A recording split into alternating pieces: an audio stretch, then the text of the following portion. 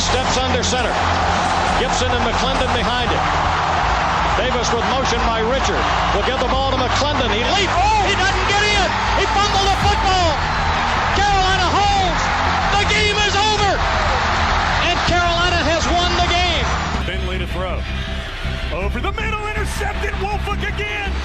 Wolford the other way at the 30, the 40. Wolford to midfield.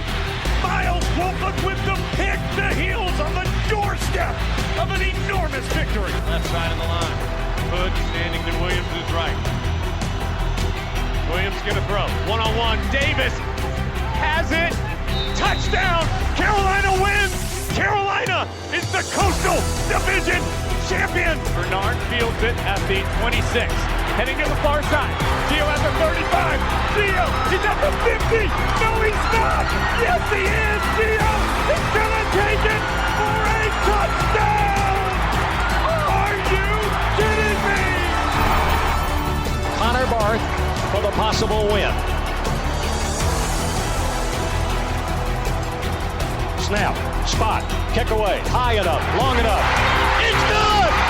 It's good!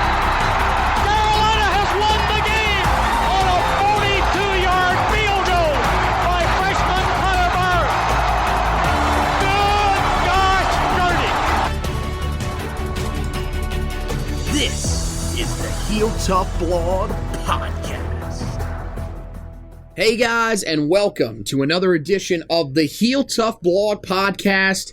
It's your host, Anthony Pagnotta, as always, and today we are joined by Zack Hubbard, the man that is on standby here in the month of June with everything that is going on the recruiting trail. And Zack, first of all, how's everything going, man? I'm assuming that it's a pretty good day for you with the fact that the Tar Heels have another defensive commit in the 2022 class. Absolutely.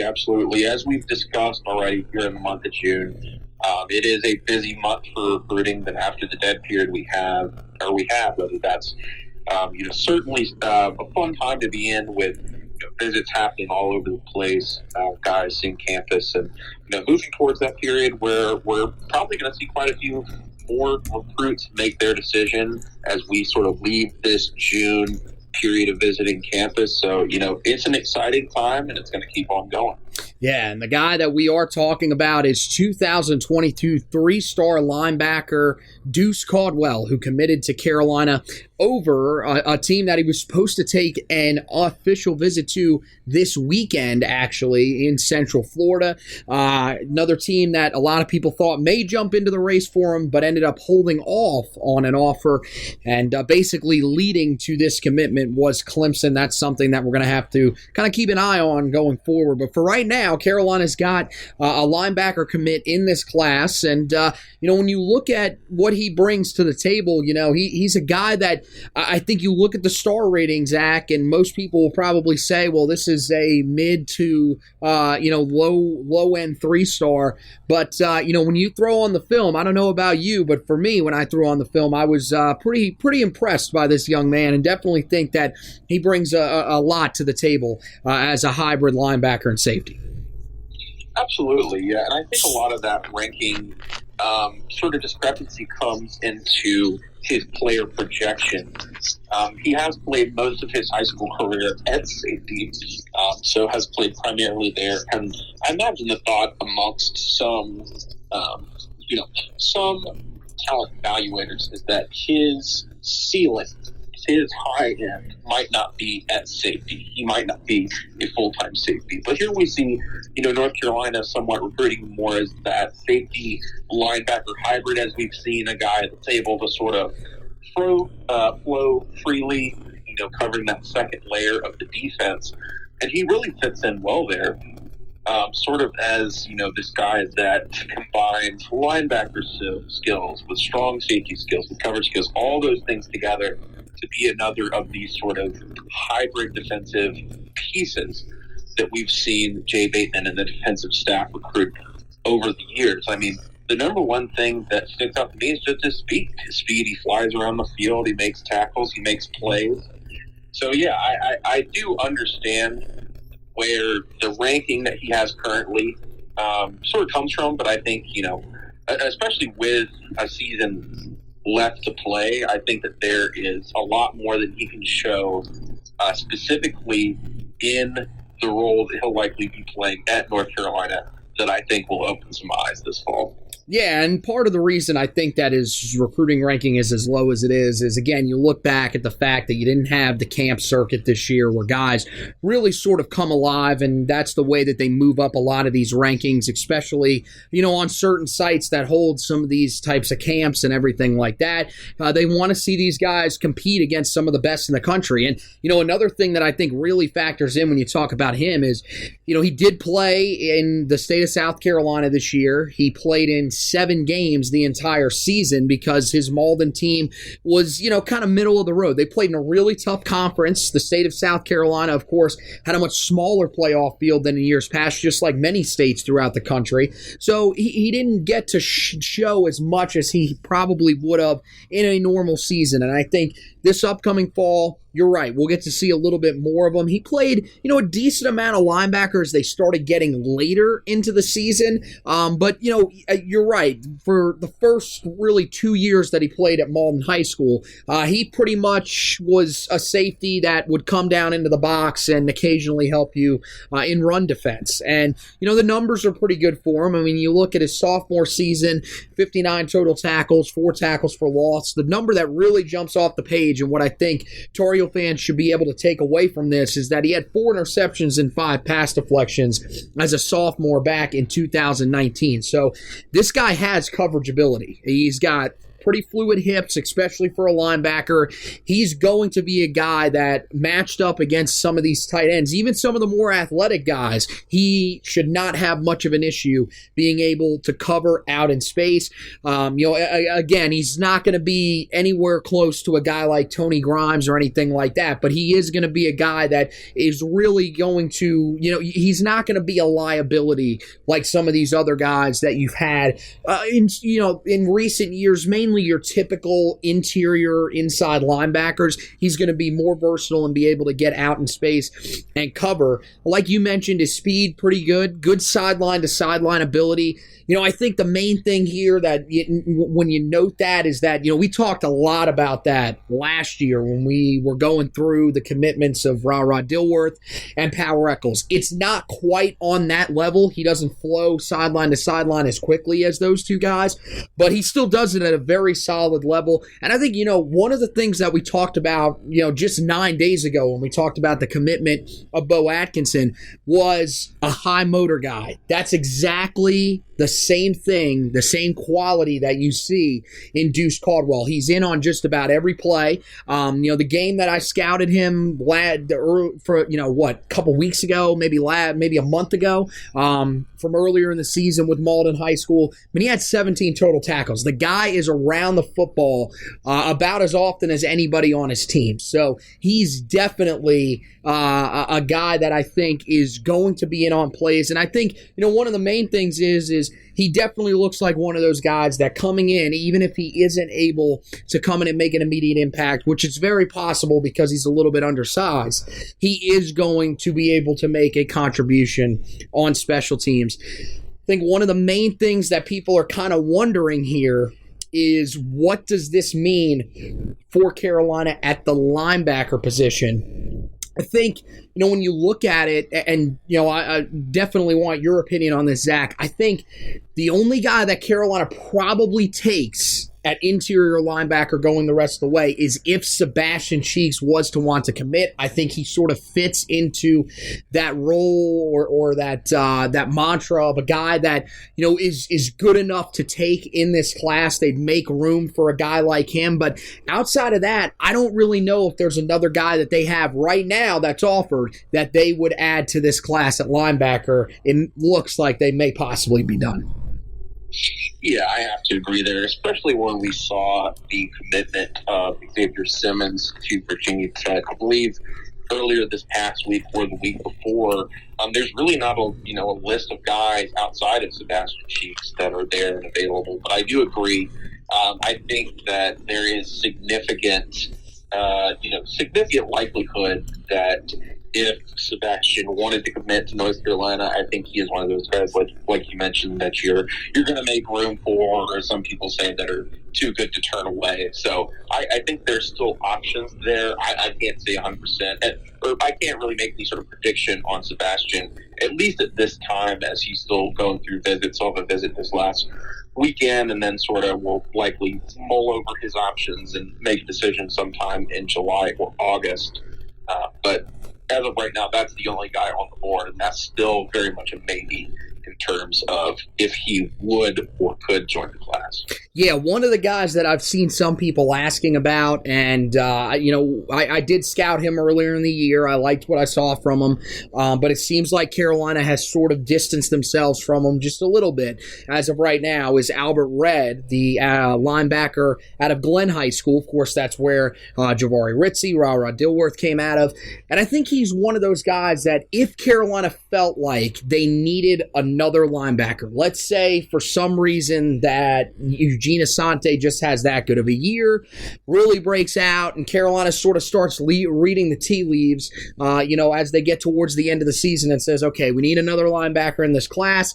I think Red's one of those guys that even if he was committed, Carolina could probably turn the heat up on pretty quickly, and he would at the least have to consider.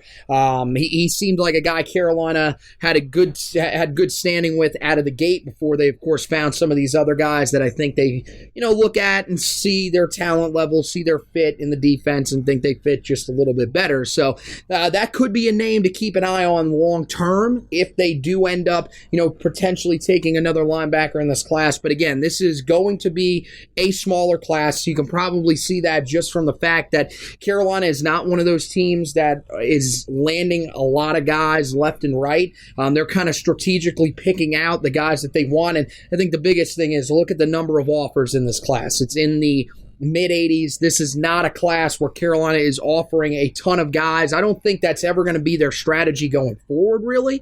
But in this class, to be below 100 offers should show you that Carolina's being very, very strategic. They're picking out the guys that they want, and they're making runs at them. So, really quickly, this is going to be a pretty short edition of the podcast. We're going to touch on some of the guys that are on campus. This is, and we knew coming into this final week, this was going to be a huge week, but it's turned into an even bigger week for Carolina. One of the main reasons that it has is that Travis Shaw, who was originally not scheduled to take an official visit to Carolina, he did schedule an official visit, I believe, during this past week. It may have been sometime last week or before or over the weekend, potentially, but I believe it was during this past week. And he's on campus right now. It appears he's probably going to go through the normal 3-day official visit like a lot of guys. And this is huge. As we've talked about multiple times on this podcast, he is one of the biggest dominoes. I think it's either him or Zach Rice at this point. Again, Zach Rice is probably more of an immediate need for Carolina, so that would be the argument that you'd have there. But this is an in-state guy, a 5-star, a defensive lineman that Carolina is still, that's an area Carolina is still needing to add talent in. They're battling Clemson for him. And so far, things seem to be going pretty well. There were some crystal balls that were cast today on Travis Shaw, and both of the crystal balls that were cast today were in favor of the Tar Heels. And one of them, I think, is a little more significant than the other. And that's really saying something, because the one guy that did cast his prediction, actually flipped his prediction today, was Adam Friedman of Rivals.com. He's a guy that covers the Mid-Atlantic area, does a really good job of that for Rivals.com, and he's a really significant name. But the one that I think jumps off the most to me is that Anna Hickey, who is a Clemson insider for 24/7 Sports, she flipped her commitment to Carolina and put it at a confidence level of 8 earlier this evening. So it looks like Travis Shaw is definitely liking what he's seeing at Carolina. And Zach, what would this mean for the Tar Heels if they were able to land the big defensive tackle out of Grimsley? I think it would be enormous, and we've hammered home the point over and over and over and over again about North Carolina recruiting against Clemson, and sort of the efforts that they've had in that and the battles that they've had in that.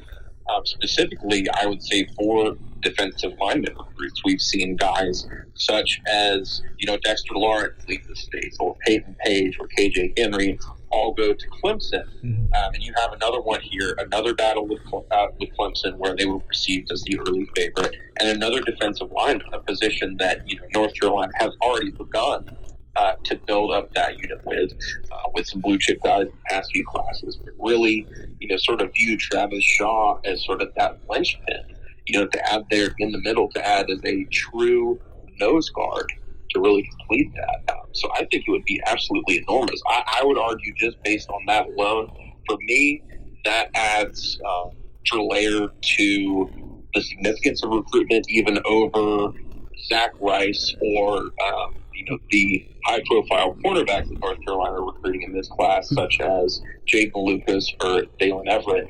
I think that Travis Shaw, just the position that he has, not only for his position being a defensive lineman, where Clemson has done a lot of good things over the past few years, being a North Carolina native, that the University of North Carolina is recruiting against Clemson for, and then just his ranking as well. He's a top 10 guy. He's a top 10 player. He's in, the conversation for number one defensive tackle in this class. I think all those factors together, for me, make him probably one of the biggest battles that North Carolina has been involved in. And as we see here today, obviously still on his official visit, but with this information coming up today, it would, at the very least, that the official visit is going well, and that this is a recruitment that North Carolina has a legitimate chance to win and really lock down the top player within the state.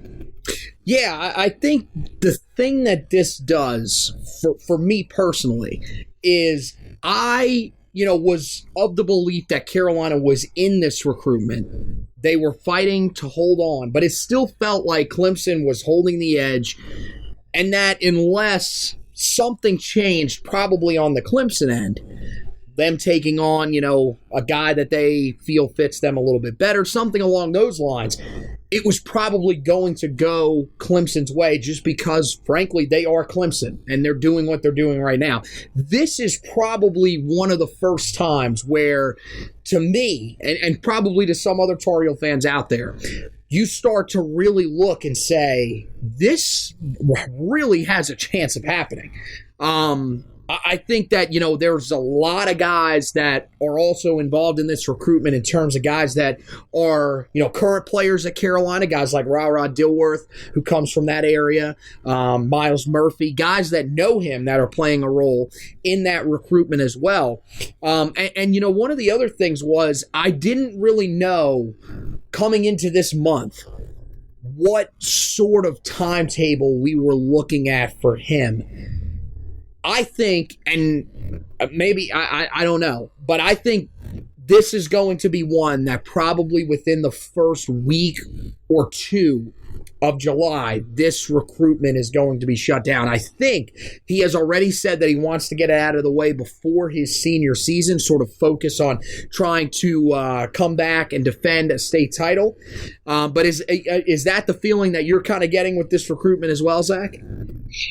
Yeah, absolutely, and that's sort of been reported this past week. There was some buzz this past week, specifically from Steve Wilfong of 24/7 Sports, that he was looking for a summer or specifically a July decision. And even he said earlier this week that he felt it was more so North Carolina and Georgia than it was North Carolina and Clemson. So it does appear, at least for a while, that Clemson has been maybe not losing their grip, but has, sort of faded out of the picture to some extent, which we've seen sort of culminate in these crystal balls here today on both of the major recruiting sites, 24/7 and Live. So I think you're just sort of seeing this recruitment sort of flow together. He had already taken an official visit earlier this month, like we mentioned, back on campus this weekend for an official visit. So it's just sort of, I'd say almost a perfect timeline for North Carolina to really take advantage here of getting multiple visits within the month of June, getting the last official visit, taking that visit right before what looks to be the close of his timeline. Obviously anything can happen. Obviously, you're recruiting against two, elite programs and elite recruiters in Clemson and Georgia, but all of the momentum seems to be shifting towards finding this recruitment, at least based on everything we've seen today. So let's talk about another guy that we feel like is probably pretty close to making a decision. Carolina seems to be the team that has kind of been in the lead for him for a while now. He's on campus this weekend taking an official visit, and that is Omarion Hampton of Cleveland High School in Clayton, North Carolina. There was some reporting today. Steve Wilfong saw there were some rumors coming out that he had heard that there was potentially some thought given by Hampton towards Penn State, a team that seems to have had some sort of effect on him. Carolina, I still, and again, look, Steve Wilfong is one of the best in the industry. He's been for a very, very long time. I find it a little difficult to believe that a guy that is on campus for the fourth time, may potentially even be more than that, in the month of June, and this is an official visit, is potentially going to commit somewhere else. It could be possible. You never really know. He did, kind of last minute put together this official visit. So who knows if this is, maybe something where he went there, saw something at Penn State that he really liked and said, all right, I want to take the official visit to North Carolina and see what they have to offer as well if I go through their official visit process. But, how are you feeling on this one? Because I know, what Wilfong is saying, but I still feel like Carolina is in a really good position with them just based on how many times he's been on campus. I agree, and I don't necessarily think that he is saying that they aren't in a good position. I think what he was saying is that there was, to be expected, there was some buzz coming out of his official visit to Penn State, even with sort of lackluster season they had in 2020. Obviously, that's a COVID year. People know, on a national stage, sort of what Penn State can do as, consistent producer of talent, as a consistent team that's in the conversation for the Big Ten title and for significant bowl games. So, the Penn State name carries weight. And I think, obviously, they had some, maybe not momentum, but some buzz coming out of their visit. But I think another thing that's important to, sort of remember in terms of this is that up until recently, this last weekend, that was scheduled to be an Ohio State official visit for Omarion Hampton until they got a running back commit. They're only taking one this cycle, so that sort of gave this opportunity, gave this time frame for Omarion to come in and to take this visit. And, what level Penn State has, maybe they do have the lead, maybe they are the leader, maybe he was ready to commit to them. I can't say 100% in any sort of direction, but I think it is significant. I think the most important part here to note is that, similar to Travis Shaw, North Carolina likely gets the last visit here. Mm-hmm. I think that's really important. I think that's something that, for those that don't follow recruiting super closely, that's one of the, if there's any strategy to official visits, coaches and coaching staffs often want the first official visit so they can give you that first impression, really, give you that taste of what a college experience is like and leave that, good impression in your head early, or they want the last visit. They want to be, the visit that is most fresh on your mind going into whatever your decision is. And like you mentioned, Omarion's been on campus, I think, more than just about any other recruit. At least it's been reported he's been on campus more than any other 2022 recruit that I can think of. So he knows this campus. He knows this experience. It seems like a place that he keeps coming back to for one reason or another. And, I feel like that's going to play a factor going into this official visit and then, going into whatever decision he has. I don't think that it's, obviously at this point, I don't think it's a slam dunk that he commits to North Carolina. But I think that just similar to Travis Shaw, the timing of how these visits are going, I think that's advantageous to North Carolina in a big way. Yeah, another guy that Carolina is hosting this weekend, and one that it really works out for is Connor Harrell. He is on campus for an official visit, and this is another one that's similar to Deuce Caldwell today. I think Carolina should feel pretty confident. They hosted him last week for the Mac Brown Showtime camp. He is back this weekend for an official visit. Carolina offered him, earlier in the month of June, actually. It may have been right at the end of May. And it's been a pretty quick turnaround for him. Actually, I do remember it now from looking it up yesterday. It was May 22nd. And Carolina, in just over a month now, has put themselves in a very good position. They have 2 crystal ball predictions on 24/7 Sports. And I think at this point, it looks like Carolina is firmly in the driver's seat, especially with Michigan having taken on a quarterback just the other day. I think the thing that a lot of people want to know here, and I'm interested to hear what you're thinking on this one, is why would Carolina take on another quarterback in this quarterback room? Of course, currently Sam Howell, but you expect him to move on at the end of the year. Drake May's going to be there. You got Jacoby Criswell. And, Connor Harrell, even though he's a 3-star guy, I've watched him. I watched him right after Carolina offered him. This guy's got a lot of talent. He's one of those ones that, again, if he went to some of these camps, if it was a normal camp season, I would be absolutely stunned if he was not a 4-star prospect. He's got all the tools. He's just a guy that, as of right now, people probably just haven't seen a ton of when it's come to some of these big-time quarterback competitions and everything like that. Why do you think that Carolina wants to take on another quarterback in this class? And ultimately, I think at this point, in everybody's mind, it seems like Harrell is going to be a Tar Heel. What do you think it does for the 2023 class? Yeah, I think like you mentioned, I think that it does look pretty positive for North Carolina. Coming out of an unofficial visit the weekend before and then coming in for an official visit this weekend, Michigan taking quarterback in this class. It's really just all setting up for North Carolina in terms of his commitment.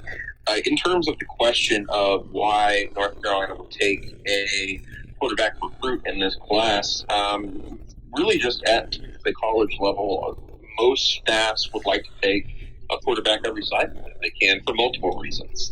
I mean, you look at how the depth chart is set up at this point. They have what looks to be 4 scholarship quarterbacks in Sam Howell, as you mentioned, of course, the presumed starter, Drake May, as the incoming, sort of phenom freshman, and then Jacoby Criswell, who's been on campus for a few years, and Jefferson Boaz, still in the quarterback room for now as sort of your top 4 guys, but, with all likelihood, you're going to lose Sam Howell at the end of the year. Conventional wisdom tells you that you want 4 quarterbacks on the roster at any given time. So I feel that, this is just really standard proceeding. Now, some would say with the spot tight, is that a position that you could forego until 2023 when you have some other options on the board? But as you stated, number one, I think Connor Harrell is a guy worth taking. I think that he, has high upside.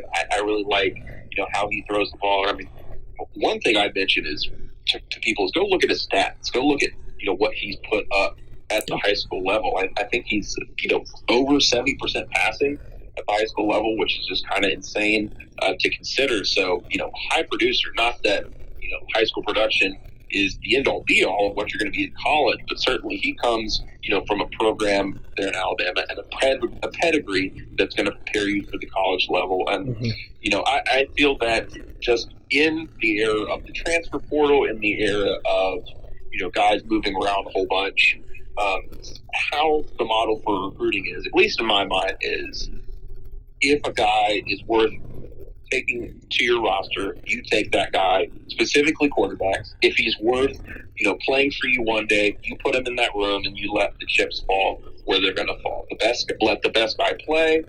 If guys transfer, that's going to be the case. We're going to keep recruiting other guys. We're going to potentially look to the portal for other guys. So I think it's a situation which, personally as a fan, he's a guy that I want North Carolina to take, and I think that's just, the standard going forward is that North Carolina, and really a multitude of schools, pretty much most of college football at the FBS level is going to want to take a quarterback almost every year. The transfer portal, I think, is just pretty much sealed that. That was something that I think, even if the transfer portal wasn't a thing, I think Carolina fans remember the fact that there was a time where this quarterback room was unbelievably uncertain. Whether you want to talk about, Nathan Elliott starting, Chaz Surratt back there, eventually converting to linebacker, and then a lot of unknown after that. Whether it was, Sam Howell's freshman year, where he comes in, you have an injury to Jace Ruder, all of a sudden Vincent Amendola is your backup quarterback. Carolina wants to keep this room strong, and if Farrell comes in, it adds competition, and I think that's the thing that you're looking at. And you look at some of these teams at the top of the country, and if you're wanting to get to that point, if you're wanting to become a playoff team, you need this type of competition at every level of your team. You can't just say, well, we don't want to, end up angering, one of the two guys that could potentially start next year. I don't think either guy's really going to be hurt by the fact that Carolina's bringing in a quarterback. Although I do think that Connor Harrell's a guy that has the talent to come in and maybe open some eyes pretty quickly if he comes in and settles in quickly and can, potentially get his feet under him at the college level. You never really know. But I think the biggest thing, like you said, is that the transfer portal is always something that Carolina has to think of. And yeah, we heard Mack Brown say that back in the spring, that his goal is to keep 4 quarterbacks on the roster at all times, because you just really don't know, what's going to happen with injuries. As we saw today with the NC State baseball team, COVID-19 is still something that is around. There is still a chance that you could go through a period of time where you will have your starting quarterback go down, and you need to have depth in that room. You just never know when that is going to strike. We don't know how long COVID-19 is going to stick around. So I think that's something that Carolina is looking at. They look at him as a guy that probably, to be honest with you, probably jumped onto the radar for them a little bit late. They probably didn't know a whole lot about him. He may have performed, at a camp or something like that, or maybe they just had the tape sent to him late. They saw, him playing, liked what they saw, offered him, and potentially think he can come in and contribute in this offense. And I definitely think that he could. In terms of the 23 class, I think they're going to be fine. I don't think that any of the guys in the 23 class are going to look at this and say, oh wow, that definitely takes away from us. We thought we were coming into a situation where we'd be able to walk right in. I mean, Drake May is still going to be here. The thing that I think you have to remember about Drake May, too, is if you're saying, well, is he going to have the same trajectory as Sam Howell? We have no idea. Sam Howell is putting up numbers that are ridiculous his first 2 years on campus. His true freshman season is one of the best ever, up there with guys like Jameis Winston and Trevor Lawrence, guys that went number 1 in the NFL draft. There's no guarantee that that's going to happen when Drake May takes over. Also remember that Drake is a lot smaller of a quarterback in terms of body weight than Sam when he came in. Now, he's going to put on more weight, but he is a different style quarterback in terms of his makeup than Sam. So it's not a guarantee that he's going to automatically come in and be the type of player that Sam is. So I do think that the 23 guys will know that, look, you may be walking into a situation where you may have to sit a year or two, and that's something that I think they'll end up being okay with if they want to commit to Carolina down the line. So we'll just touch on some of the other guys that are going to be on campus real quick. Dalen Everett, the now 4-star corner. He was a 5-star corner. They dropped him down to a composite 4-star corner, but still inside the top 50 guys in the country. He's on campus. Really, really big target for Carolina. He's taken all of his official visits. Carolina is his final one. They get the last swing at him. Seems like that's probably another decision that's going to happen pretty quickly here. And, another guy in that defensive backfield that is on campus is Marcus Allen in that class. And, he's a guy that all of a sudden, this week he started to get a little more talk from Tar Heel fans. He was a guy that kind of disappeared a little bit off the radar there for a little bit after, jumping on in May when he announced that he was going to come on campus in this final week of June.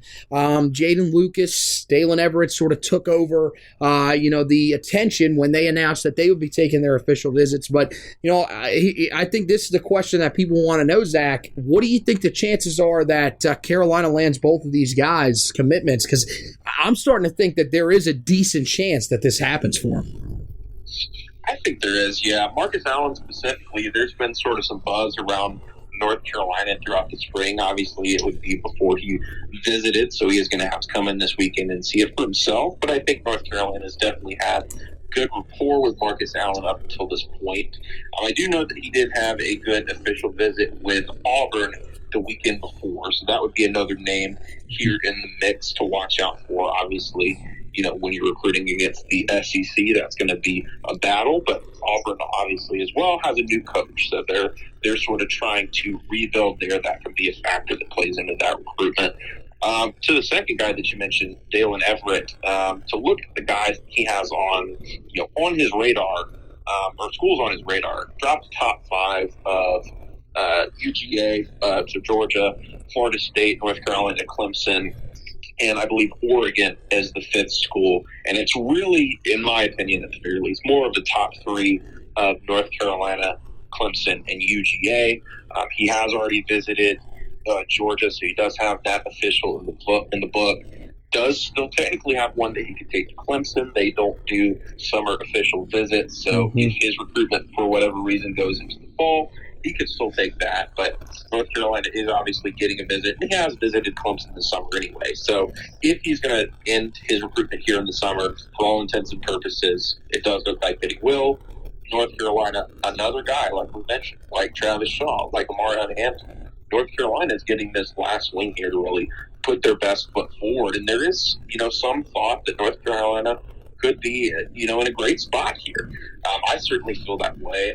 One of the main reasons that people have touched on it, and it makes a lot of sense, is that Dalen has a brother that has recently enrolled at Elon. The parents, as we know, are originally from the Tidewater area. Originally, they're from Virginia. Now have, another son that's going to college in North Carolina. So, at least from a geographic perspective, I think that UNC makes a lot of sense. Can't say 100% how much that'll play into what decision is made by Dalen Everett. Obviously, he could love, any one of these schools, whether it be Georgia or Clemson or even Florida State, and decide that's where he wants to go. But I think that North Carolina has some things, such as geography, working in its favor. And I think that this weekend could be big in them sort of making that push to either secure their position or move into that top spot if they're not there already. So other guys on campus this weekend with that group, Caden Helms, the tight end out of Bellevue West High School in Bellevue, Nebraska. Looks like at this point, Oklahoma, they've been leading in his recruitment for a while. Kind of feels like they are still in that position, holding steady after he took an official visit there last weekend. Carolina does get the last swing at him, though, so that is worth mentioning. And then, of course, Justin Kanyuk, a guy who the Tar Heels offered when he was on an unofficial visit early in June. He's out of Bethlehem, Pennsylvania, Bethlehem Catholic High School. He's taking his official visit. He's a guy that it seems like at this point, as long as Carolina is willing to take him, which it appears they are because they extended that offer, he is going to be a part of this class. I think the main thing that this is again, I think this kind of shows something that I think maybe some people were caught off guard a little bit by. I think a lot of people felt that Fisher Anderson was a guy that Carolina was in really great standing with. It feels like they may have gotten some sort of feeling that Fisher is, still kind of, debating whether or not to, end up narrowing his list down if he's willing to just take his time.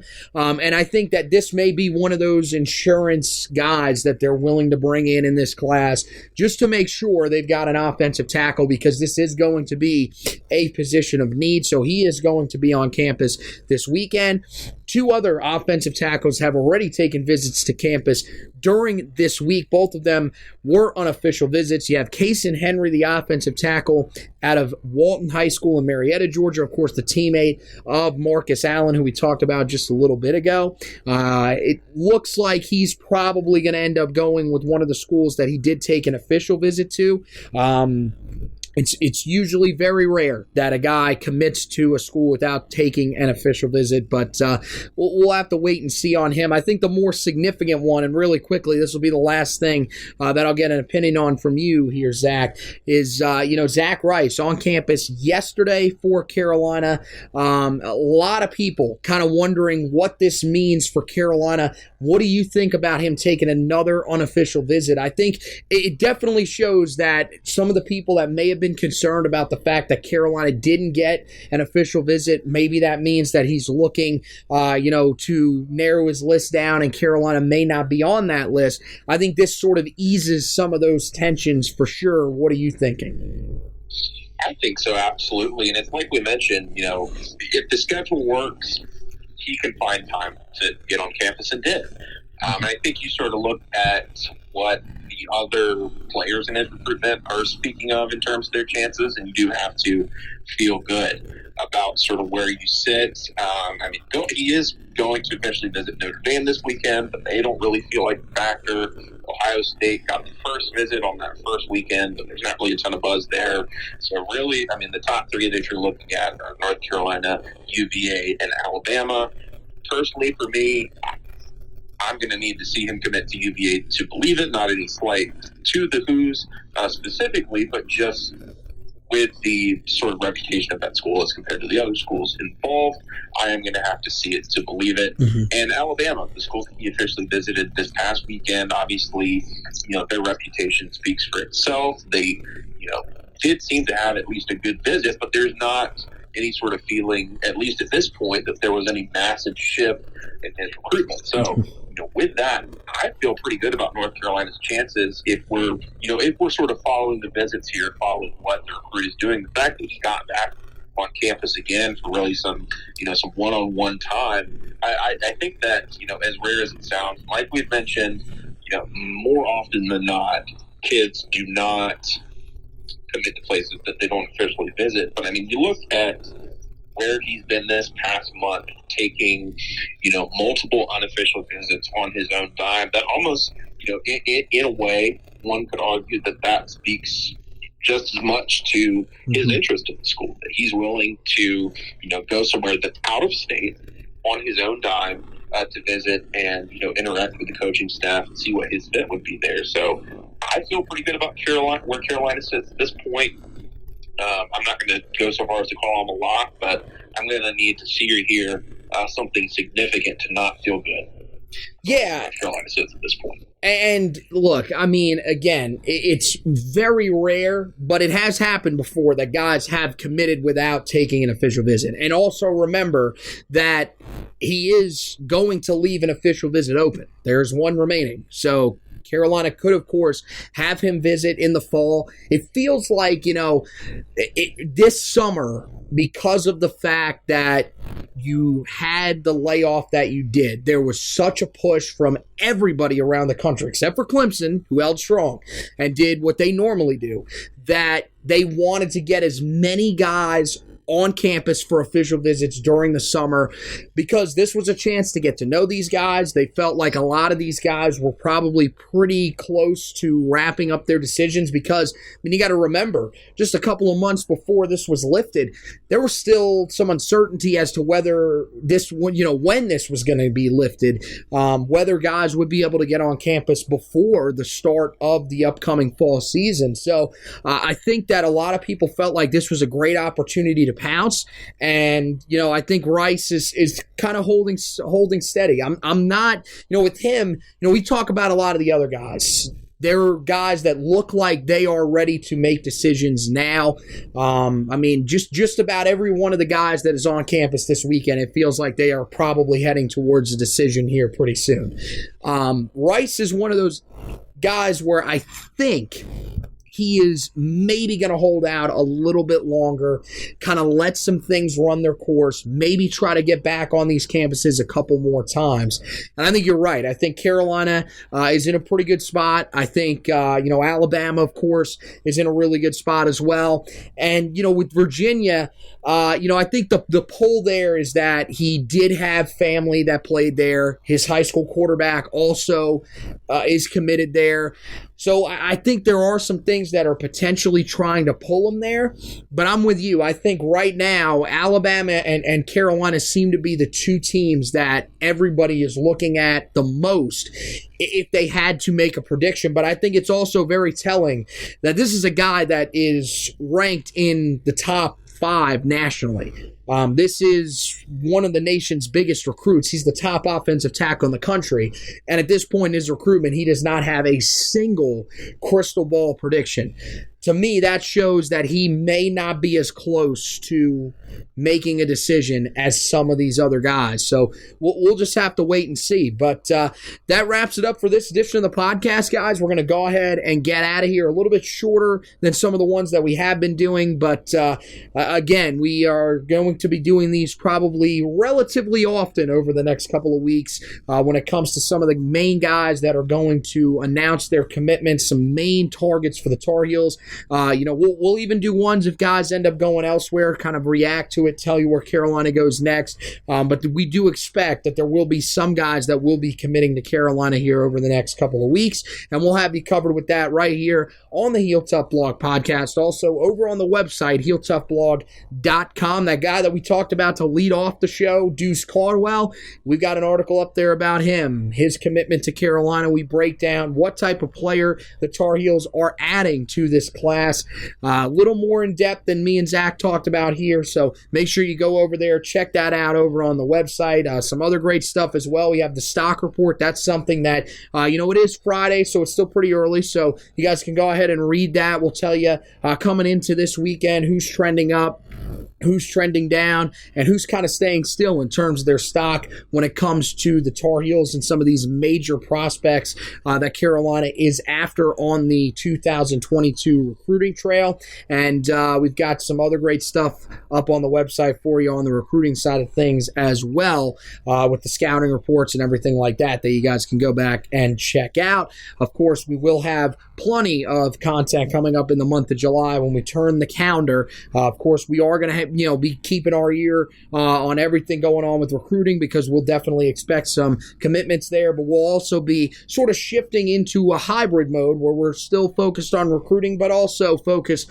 on the upcoming season, where we will go through and preview the positions as we have in years past. There'll be articles up there for all of the position groups where we'll go in depth, take a look at the guys that Carolina will be throwing out there this year as they try to make a run at an ACC Coastal title and potentially try to get back to the ACC championship game and face the Clemson Tigers, who, of course, the last time they got there in 2015, they gave a heck of a game here in Charlotte. We'll have all that on the website for you guys to check out. In terms of the podcast, you don't want to miss some of the great episodes that we have coming up. As I mentioned with the website, we do the position previews throughout the year. We're going to be doing that same thing again this year on the podcast. Normally we do that sides of the ball, but we're going to be going position group by position group this year. We have a little bit of more time on our hands, and we have a studio that will allow us to be able to meet and give you guys a better product this year. So we want to expand it out just a little bit. So we're going to do position by position group for you guys. That'll be really exciting. That'll be on camera as well, which I'll tell you about here in just a second. And also, other editions of the podcast, you guys can go back, check out some of the editions that we've already done with some former players, and we've got a really exciting edition of the podcast that is coming out later on this weekend. It is going to be me and Nick Weiler, the guy that kicked arguably the most famous field goal in Carolina history. Him and Connor Barth can go back and forth on that one, but he stopped by with me earlier today, actually. You guys don't want to miss that edition of the podcast that is coming up. That is going to be a really, really great one that you guys are going to be really excited to listen to. So make sure you subscribe to the podcast so that it is in your podcast library. Whenever those editions come out, it'll go straight in there so you can listen to it wherever you are. And lastly, make sure you check out the social media feeds, guys. Facebook, best place to check out the Heel Tough blog on, because that's where you get all the stuff that we talked about and those video podcasts that we talked about. Those are coming back this year. We're going to be on camera. We got our studio back, so we're going to be doing a lot of the preseason stuff on camera. And then once we get in season, everything is going to be on camera for you guys when we do the recaps and previews. The hope is that we'll be able to do those separately for you guys this year. So, it's going to be a little bit different. They probably won't be as long of editions of the podcast. So it might be a little bit of an easier watch and listen for you guys this year. But there's a lot of different stuff that we're going to be having in the works for you guys this year. Really excited to roll that back out for you guys over on the Facebook page. Make sure you follow the Twitter page as well, at Heel Tough Blog on Twitter. You want to follow our personal pages. It's me on Twitter at HTB Anthony, Josh on Twitter at HTB Josh, and the man that you just heard there, Zack Hubbard, on Twitter at HackZubbard2. Make sure you follow all of those accounts. So that wraps up for this edition of the podcast. Want to thank Zack for hosting with me. Want to thank you guys for listening. And as always, go Tar Heels.